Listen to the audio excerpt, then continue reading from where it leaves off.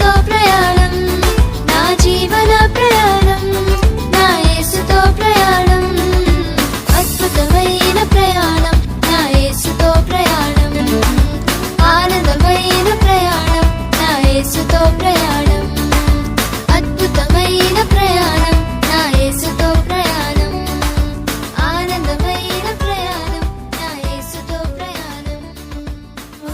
నువ్వెందుకు అవిశ్వాసం ఉంచావు? ఈ చుట్టూ వైపు పరిస్థితుల వైపు చూస్తున్నావేంటి? నా వైపు చూడాలని ఏసే చెప్తారు.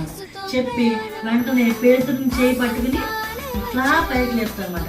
లేపంగానే మళ్ళీ చక్కగా పేతురు యేసు ప్రభు చేయి పట్టుకుని చక్కగా మళ్ళీ నేల మీద నడిచి ఇద్దరు పడవెక్కి మళ్ళీ